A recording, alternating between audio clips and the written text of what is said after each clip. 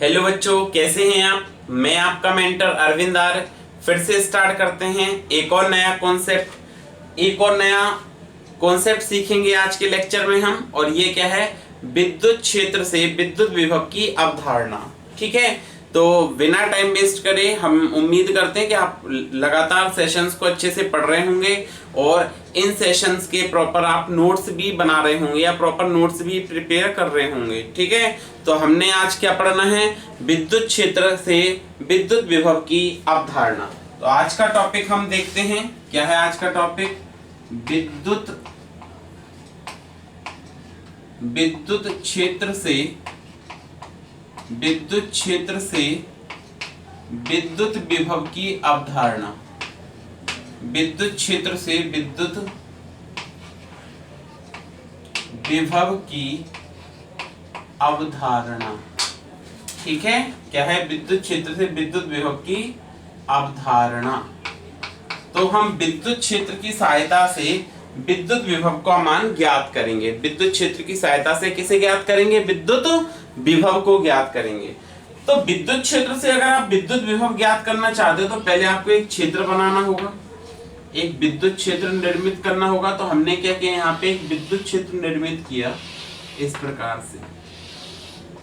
एक ये विद्युत क्षेत्र है, ये विद्युत क्षेत्र की दिशा कुछ इस प्रकार से है। ठीक है, और इस विद्युत क्षेत्र में स्वेच्छ विद्युत क्षेत्र हो गया कैपिटल ई। माना एक स्वेच्छ विद्युत क्षेत्र हो गया कितना, कैपिटल ई, जो स्वेच्छा से लिया है। इस कैपिटल ई विद्युत क्षेत्र में एक परीक्षण आवेश है, उसको हम एक बिंदु ए से दूसरे बिंदु बी तक ले जा रहे हैं। कोई क्यू नॉट आवेश है, उसको क्यू नॉट आवेश को एक बिंदु से दूसरे बिंदु तक ले जाना है। फिर से ध्यान दें, विद्युत क्षेत्र से विद्युत विभव की अवधारणा की बात कर रहे हैं। तो माना कोई स्वेच्छ विद्युत क्षेत्र कैपिटल ई है। इस स्वेच्छ विद्युत क्षेत्र कैपिटल ई में कॉन्सेप्ट ध्यान से समझिएगा, बड़ा इंपॉर्टेंट कॉन्सेप्ट है। तो माना एक स्वेच्छ विद्युत क्षेत्र हो गया कैपिटल ई। इस स्वेच्छ विद्युत क्षेत्र कैपिटल ई में एक परीक्षण आवेश को मैं बिंदु ए से बिंदु बी तक ले जाना है। ए से कहां ले जाना है, बी तक। तो इसके लिए हमने एक आर्बिट्री स्वेच्छ अल्पांश dr अल्पांश लिया और यहाँ पर आपका जो है वो Q नॉट आवेश है। अब जैसे ही आवेश Q नॉट आवेश विद्युत क्षेत्र में उपस्थित है, आपका जो आवेश है वो कहाँ उपस्थित है, विद्युत क्षेत्र में उपस्थित है। तो जैसे ही आवेश विद्युत क्षेत्र में उपस्थित है तो इस पर क्या होगा, एक बल लगेगा। और वो कौन सा बल कहलाएगा, आपका स्थिर विद्युत बल। ऐसे एक एंगल पर बल लग रहा है Fe वेक्टर, क्योंकि ये भी तो एक कोण बन रहा है, तो इस कोण पर एक बल लगेगा Fe वेक्टर। तो इसका जो विस्थापन है, विस्थापन जिस दिशा में करना है, ए से बी की तरफ करना है, जो बल है ये दोनों में एक कोण बन रहा है कितना, थीटा। कितना एंगल बन रहा है, थीटा। इन दोनों के मध्य थीटा एंगल बन रहा है। अच्छा, फिर से ध्यान दें, माना कोई स्वेच्छ विद्युत क्षेत्र कैपिटल ई में एक परीक्षण आवेश को बिंदु ए से बिंदु बी तक ले जाना है। तो जब इस परीक्षण आवेश को ए से बी तक ले जाना है तो हमने इसमें एक स्वेच्छा से एक अल्पांश भाग लिया, एक आर्बिट्री भाग लिया, एक अल्पांश भाग लिया। तो ये आवेश तो हो गया क्यू नॉट। इस अल्पांश भाग में जो विस्थापन है वो कितना है, dr। अल्पांश भाग का विस्थापन कितना है, dr। क्या है, अल्पांश भाग का विस्थापन। अल्पांश भाग का विस्थापन, जो अल्पांश भाग का विस्थापन है वो कितना है, dr है। अच्छा, अब अगर हम यहाँ पे क्या करें कि स्थिर विद्युत बल देखें तो वो कुछ एक एंगल पर लग रहा है। माना हमने के कोण पर लग रहा है, ना लगे तो हम 0 डिग्री एंगल ले सकते हैं, उसी दिशा में लगा सकते हैं। लेकिन हमने यहाँ पे क्या किया, एक स्थिर विद्युत बल, क्योंकि ये क्या है, एक समान विद्युत क्षेत्र भी नहीं है। विद्युत क्षेत्र कैसा है, एक समान नहीं है। देखो ऐसे जा रही बल रेखाएं, और जो कोण बन रहा है, मतलब जो आपको क्या करना है, यहाँ पे विस्थापन करना है, वो भी क्या करना है, विद्युत क्षेत्र के अनुदिश नहीं करना है, एक कोण पर कर रहे हैं। तो ये विद्युत क्षेत्र के साथ जो बल है, यहाँ पे आवेशित कण पर हमने पढ़ा है, विद्युत क्षेत्र में आवेशित कण पर हमेशा एक बल कार्य करता है। विद्युत क्षेत्र में आवेशित कण पर क्या होता है, हमेशा एक बल कार्य करता है। और आवेशित कण पर जो बल कार्य करेगा उसको आप कौन सा बल कहते हो, स्थिर वैद्युत बल कहते हो। कौन सा बल कहते हो, स्थिर वैद्युत बल कहते हो। तो यहाँ पर इस पर कौन सा बल कार्य कर रहा है, स्थिर वैद्युत बल कार्य कर रहा है। अच्छा जी, तो आप इस स्थिर वैद्युत बल के दो घटक बना सकते हैं। एक घटक तो विस्थापन की दिशा के अनुदिशी बनेगा और इसको आप कहोगे एफ ई कॉस थीटा, क्योंकि हमने पढ़ा जिसके साथ कोण बने वो कौन सा घटक, कॉस थीटा। दूसरा इसके अनुदिश होगा तो जिसके साथ कोण ना बने वो कौन सा घटक होता है, साइन थीटा, तो एफ ई साइन थीटा। ये दो घटक बन गए, ठीक है। तो अब देखो स्थिर वैद्युत बल द्वारा किया गया कार्य, यहाँ पे हम क्या कहेंगे कि आपने विस्थापित किया, dr विस्थापित किया, तो देखो आवेश Q0 को, आवेश Q0 को dr विस्थापित करने में, dr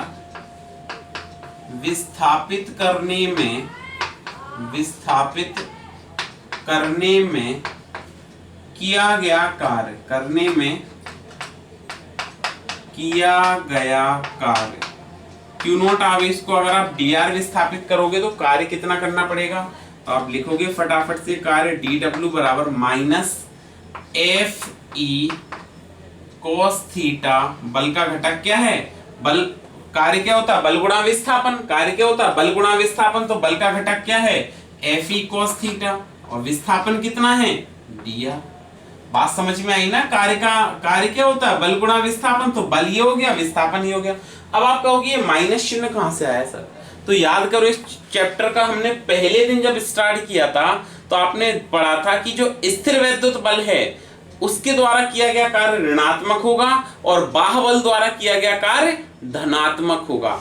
याद करें जरा एक बार इस कॉन्सेप्ट को, आपको पढ़ाया गया था कि ये कोई बिंदु O हो गया जिस पर हमने प्लस कैपिटल Q आवेश रखा, ये एक बिंदु O हो गया, इस बिंदु O पर आपने कैसा प्लस कैपिटल Q आवेश रखा, तो चारों ओर इसका क्या बनेगा, विद्युत क्षेत्र बन जाएगा। फिर हमने कहा था कि यहां से हम क्या कर रहे हैं, एक बिंदु P से R पर एक Q0 आवेश ला रहे हो, तो Q0 आवेश ला रहे हो तो इसका मतलब जब इस Q0 आवेश को इधर की तरफ लाओगे तो आपको कार्य करना पड़ेगा ना, कार्य करना पड़ेगा। तो आपने कहा था कि हम तो बाह्य बल तो सर इधर लगा रहे हैं, ये कौन सा बल लगा रहे हैं, बाह्य बल, कौन सा बल लगा रहे हैं, बाह्य बल, और ये प्लस कैपिटल Q आवेश इसको क्या करेगा, आगे की तरफ धक्का देगा, क्या करेगा, इधर की तरफ धक्का देगा आगे की तरफ, तो इधर की तरफ एक और बल कार्य करेगा, इधर की तरफ एक और बल कार्य करेगा, इसको आप कहेंगे स्थिर वैद्युत बल। इसको आप कौन सा बल कहेंगे, स्थिर वैद्युत बल। अच्छा, बाह्य बल इधर, स्थिर वैद्युत बल इधर, लेकिन विस्थापन ले कहां जाना है, Q0 आवेश को ले कहां जाना है, विद्युत क्षेत्र की दिशा में, बाह्य बल की दिशा में ले जाना है। कहां ले जाना है, बाह्य बल की दिशा में ले जाना है, तो ये तो धनात्मक आ जाएगा, बल गुणा विस्थापन। तो आप इस स्थिति में मैं कहूं कि कार्य लिखो तो आप क्या कहोगे, एफ एक्सटर्नल और विस्थापन कुछ भी यहाँ पे x मान लिया तो f इंटू एक्स। तो अब एक बात बताओ, क्या आप इस बल को इसके बराबर कह सकते हो, परिमाण में तो बराबर कह सकते हो, लेकिन दिशा, अगर इनके परिमाण बराबर हैं तो हम कह सकते हैं कि ये वाला बल इस बल के बराबर है। परिमाण में बराबर है, क्या दिशा में बराबर है, नहीं।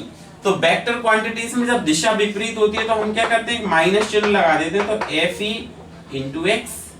इसका मतलब ये जो बल है ना वो विपरीत दिशा में कार्य कर रहा है, ये जो बल है ना वो कैसे कार्य कर रहा है, विपरीत दिशा में कार्य कर रहा है। इसी कारण से हमने यहाँ पे क्या कहा कि जो स्थिर वैद्युत बल है उसके द्वारा किया गया कार्य कैसा होगा, नेगेटिव होगा। स्थिर वैद्युत बल द्वारा किया गया कार्य कैसा होगा, ऋणात्मक होगा। कैसा होगा किया गया कार्य, ऋणात्मक होगा। इतनी बात समझ में आई आपको, ये ऋणात्मक कार्य का कॉन्सेप्ट समझ में आया कि ये ऋणात्मक क्यों हो गया। फिर से सुन लो अगर जिन बच्चों को समझ में नहीं आया, ये बिंदु O हो गया, ये यहाँ पे प्लस कैपिटल Q आवेश है, इसके चारों ओर इसका क्या बनेगा, विद्युत क्षेत्र बनेगा, और इसके चारों ओर अगर इसका विद्युत क्षेत्र बनेगा तो ये क्या करेगा, प्लस कैपिटल Q आवेश इसको आगे की तरफ धक्का देगा। लेकिन फिर भी हमने क्या किया, यहाँ पे बाह्य बल लगाया और इसको P से R पर ले जा रहे हैं, P से R पर ले जा रहे हैं। तो जो बाह्य बल और जो विस्थापन है वो एक ही दिशा में तो हो गया। अरे P से R ले जा रहे हो तो एक ही दिशा में तो हो गया, बल और विस्थापन तो धनात्मक। अब लेकिन स्थिर वैद्युत बल क्या करेगा, ये वाला कैपिटल Q क्या करेगा, Q0 को इधर की तरफ धक्का देगा, तो ये स्थिर वैद्युत बल और विस्थापन विपरीत हो गए, तो कार्य कैसा हो गया, ऋणात्मक। तो किया गया कार्य ऋणात्मक।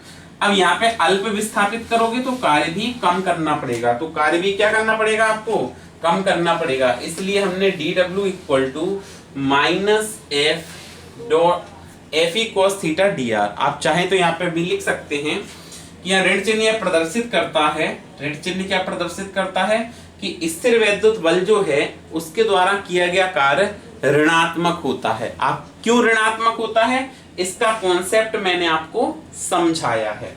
तो स्थिर वैद्युत बल द्वारा किया गया कार्य ऋणात्मक होगा। अच्छा जी, अब ये आपने कार्य ज्ञात कर लिया, लेकिन आपको तो विभव तक पहुंचना है। कहां तक पहुंचना है?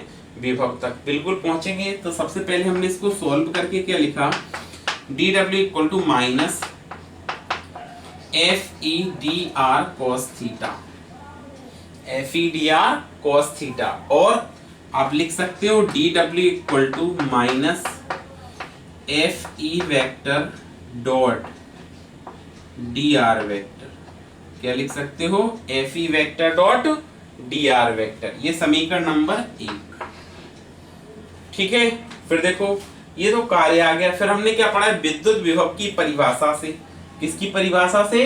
विद्युत विभव की परिभाषा से। तो हमने क्या लिखा? विद्युत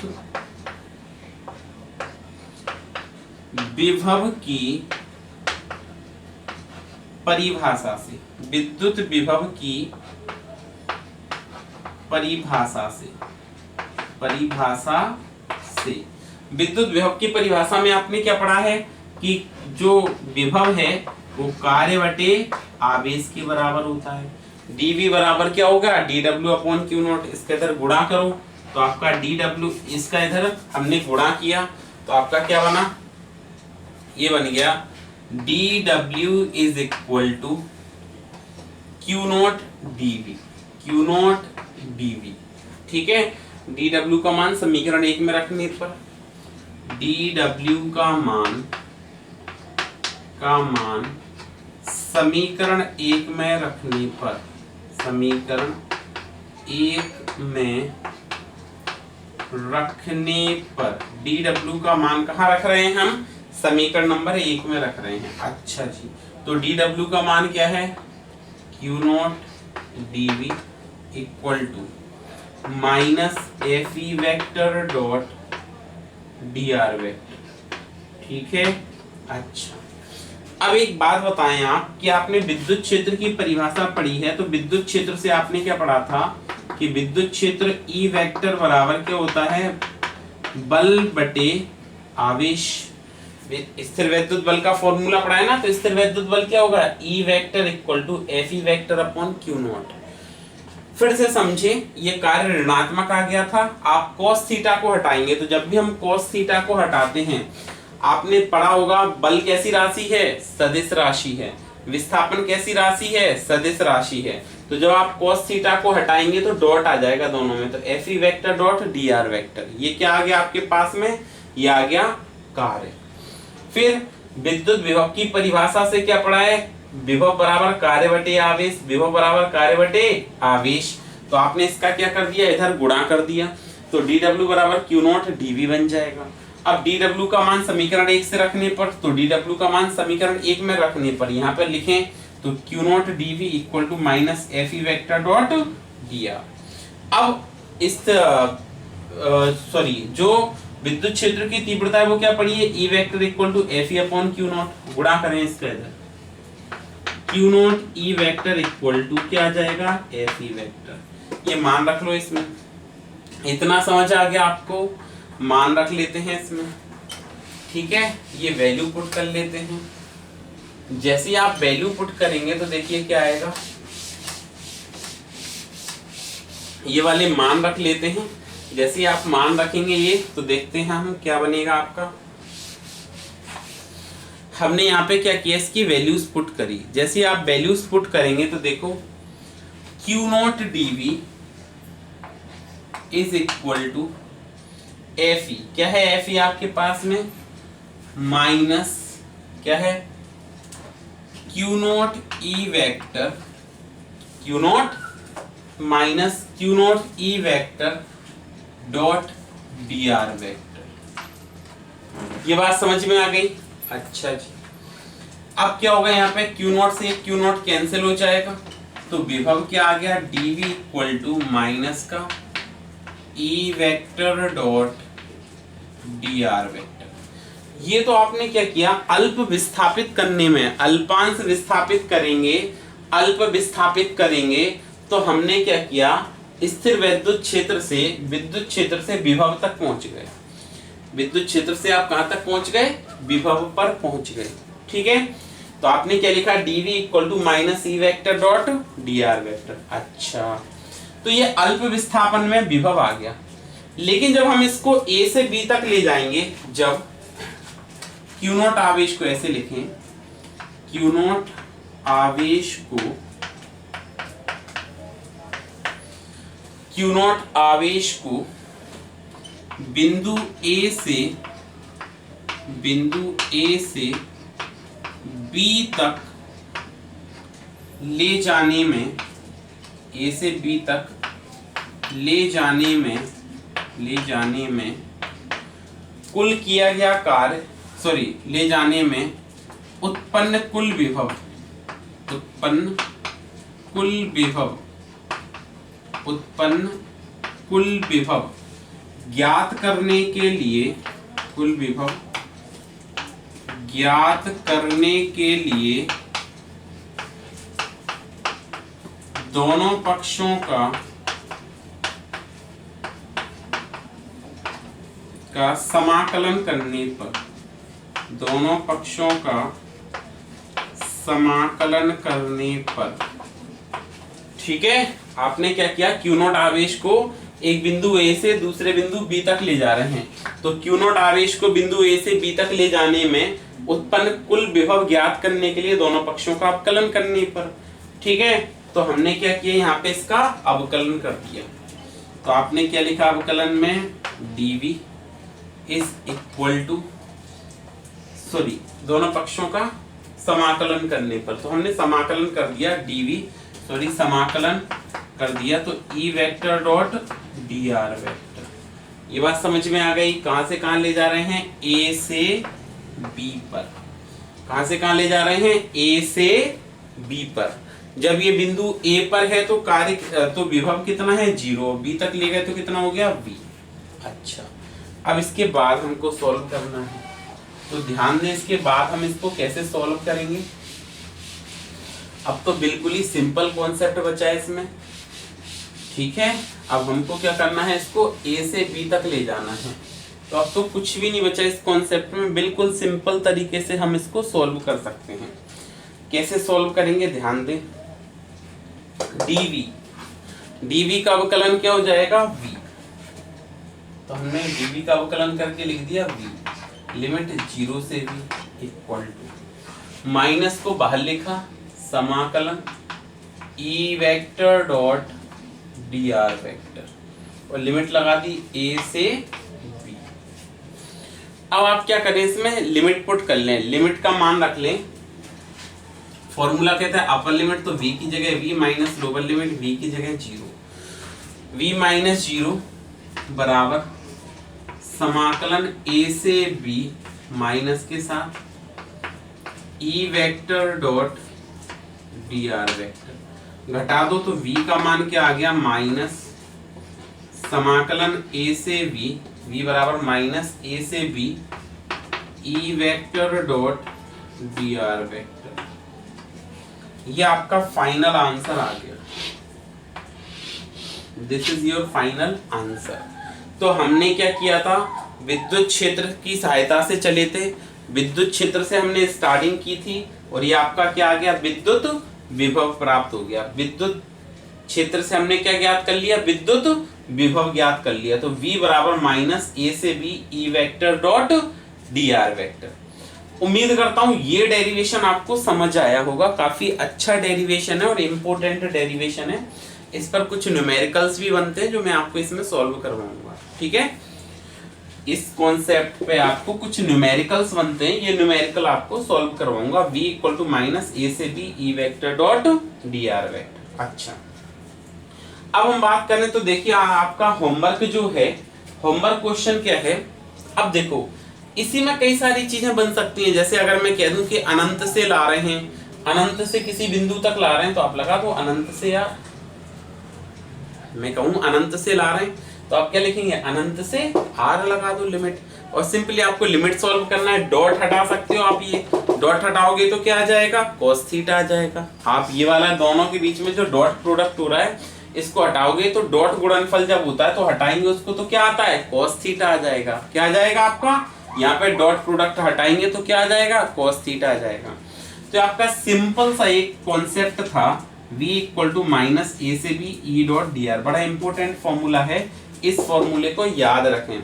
अगर मैं कहूं यहाँ पे कि अनंत से ला रहे हैं किसी बिंदु r दूरी तक, कहां से ला रहे हैं, अनंत से r तक ला रहे हैं, यदि कंडीशन लगा दी मैंने क्या, कि यदि आवेश को अनंत से किसी r दूरी पर लाएं तब कुल विभव, यदि आवेश को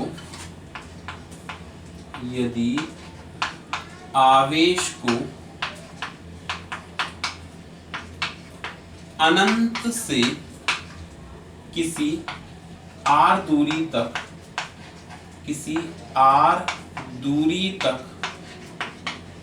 विस्थापित करें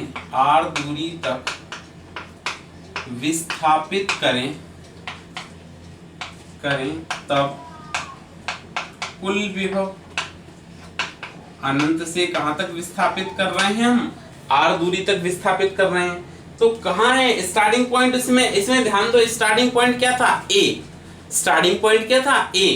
किस बिंदु तक ले जाना था आपको, b तक। a से आपको कहां तक ले जाना था, b तक। अब आपको कहां से कहां तक ले जाना है, अनंत से ले जाना है कहां तक, r तक। तो आप क्या लिखेंगे, v इक्वल टू माइनस समाकलन अनंत से r E vector dot D R वे।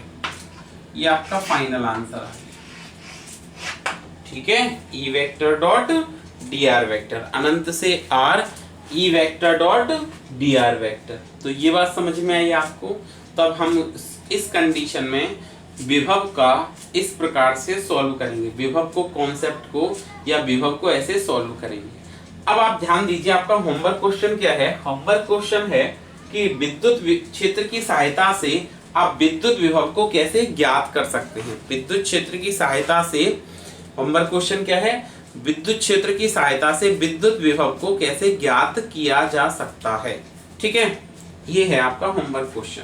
अब ध्यान दें हम, ये बड़ा ही, ये दोनों ही काफी इंपॉर्टेंट हो जाते हैं। ये डेरिवेशन करने के लिए, आगे के डेरिवेशन करने के लिए आपको ये दोनों फॉर्मूले बहुत अच्छे से याद होने चाहिए, ठीक है। अच्छा, अब हम देखते हैं इसके बाद एक छोटा सा न्यूमेरिकल, ठीक है। एक छोटा सा न्यूमेरिकल सॉल्व करें तो आपको क्या कहा है कि यदि E vector equal to, question क्या है आपके पास में कि यदि, एग्जाम्पल है, यदि ई वेक्टर इक्वल टू, ठीक है, 2x i cap plus y j cap, तब 1,1 पर विभव क्या होगा, विभव क्या होगा। या ऐसे कह सकते हैं, ये तो हमने एक बिंदु ऐसे कर लो कि हमने क्या कहा, तब 2 कूलाम आवेश